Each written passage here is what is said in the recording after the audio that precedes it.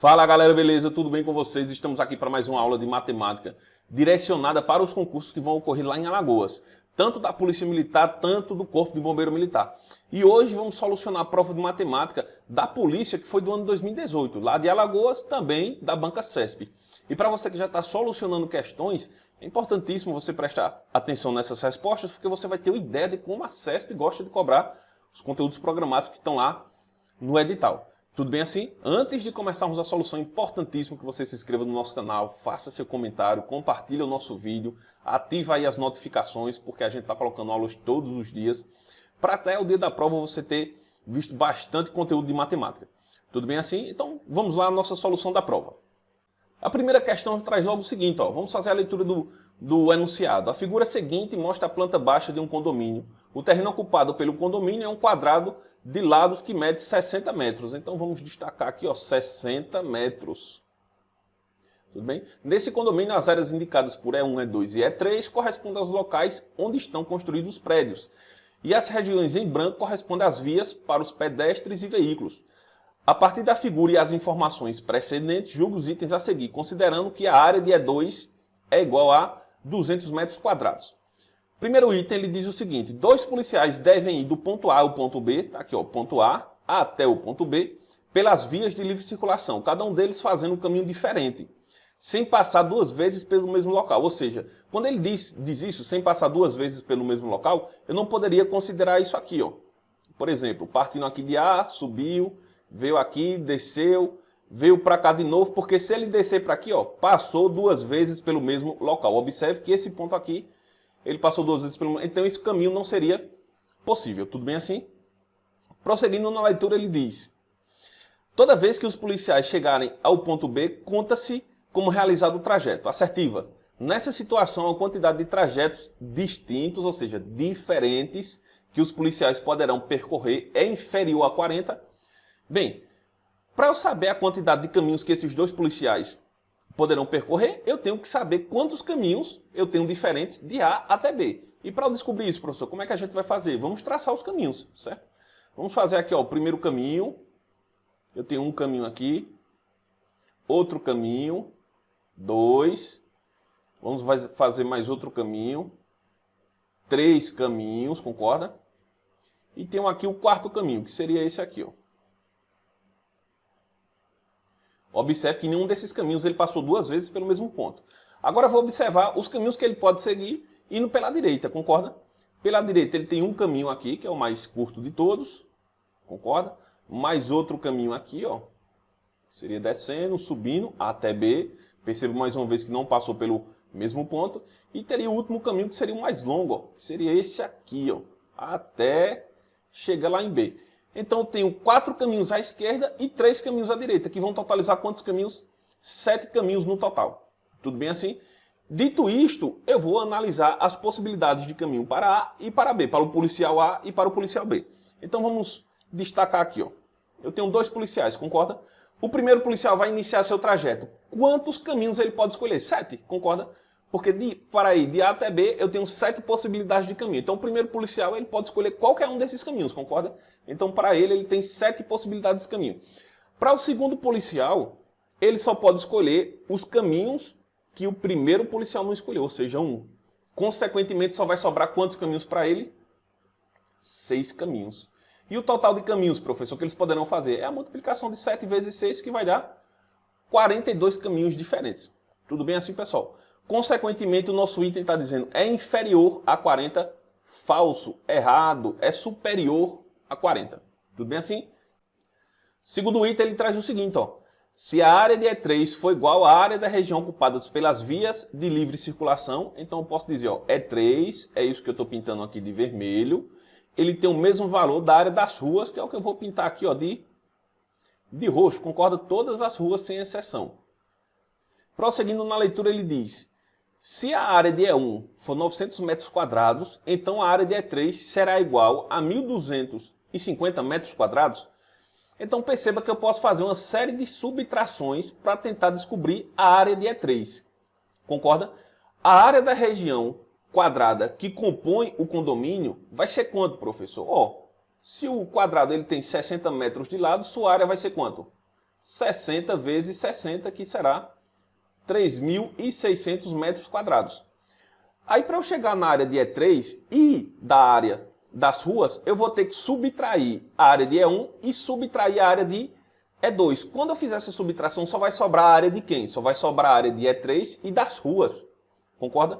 Então, vamos fazer essa subtração. Primeiro, vamos subtrair a área de E2, que é 200 metros quadrados. Concorda? Quando eu fizer essa subtração, eu vou ter 3.400. Agora, eu vou subtrair a área de E1, que é 900 metros quadrados. Fazendo essa subtração aqui, nós vamos ter 2.500 metros quadrados.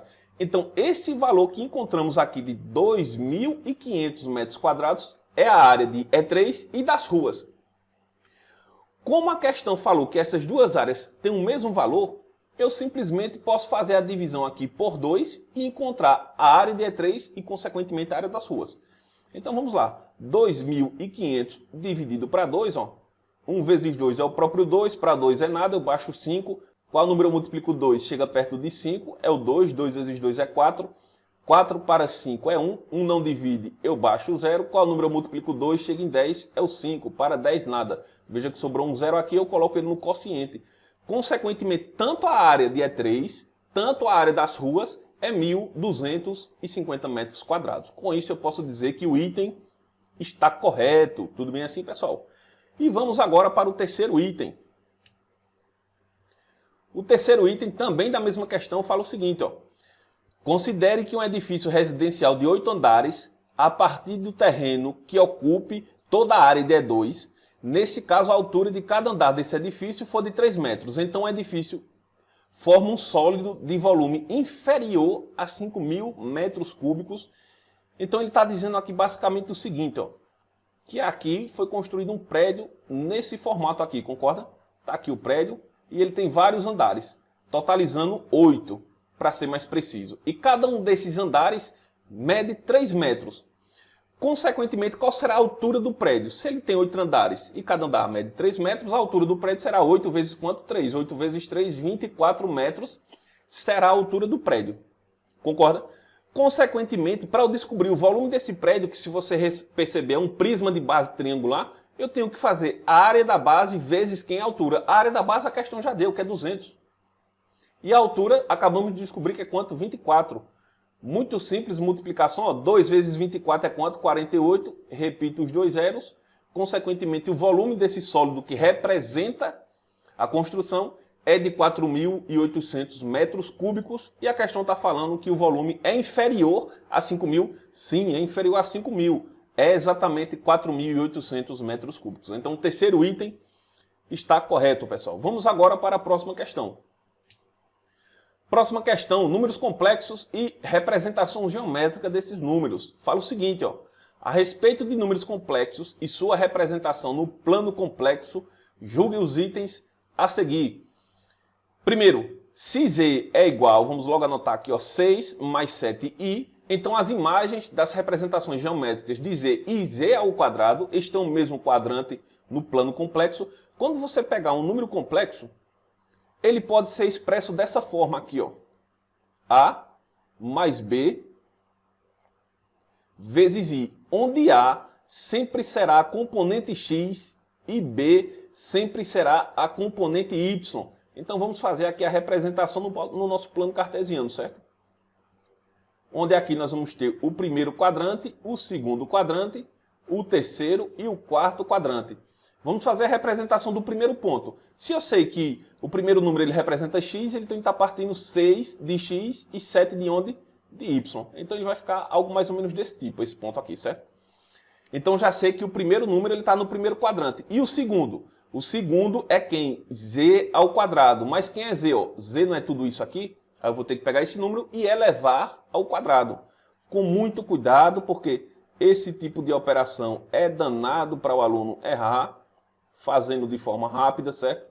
Professor, a gente tem pouco tempo na prova, isso, tem pouco tempo, mas todo cuidado é pouco. Ó. 6 vezes 6, 36, 6 vezes 7, 42 e 7 vezes 6, 42 e mais uma vez, 7 vezes 7, 49 e I vezes I ao quadrado, concorda? Vamos fazer as simplificações aqui, ó. eu posso ter 36 mais 84i menos 49. Por que menos 49, professor? A definição de números complexos, ele diz que i ao quadrado é igual a quanto? Menos 1, pessoal. Então eu posso apagar aqui o i ao quadrado, colocar menos 1, quando eu multiplicar com 49 vai ficar menos 49. Posso fazer mais simplificações? Posso. Essas duas aqui, ó. 36 menos 49 será igual a menos 13. Repetindo o resto, mais 84 que i. Ou seja, z ao quadrado ele será igual a menos 13 mais 84i. O primeiro número, gente, ele é sempre o que é a componente x. E o segundo número ele é sempre o que é a componente y.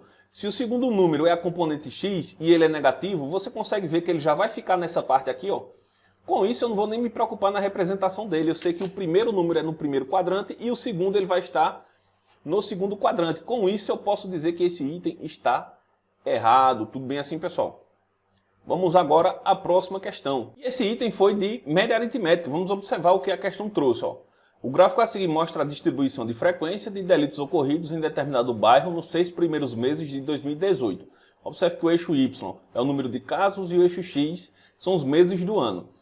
Nesse caso, a média dos delitos ocorridos no semestre considerado foi superior à média dos delitos ocorridos no segundo trimestre, então tenho que calcular a média do semestre, que será a soma dos elementos dividido pela quantidade de elementos. E quem são os elementos, professor? Janeiro, 27, fevereiro, 30, março, 21. Tem que ter muito cuidado aqui, pessoal, na hora de fazer essas anotações para não cometer nenhuma gafe. Observe que janeiro, ó, janeiro 27, fevereiro 30, março 21, abril 30 mais uma vez, maio 24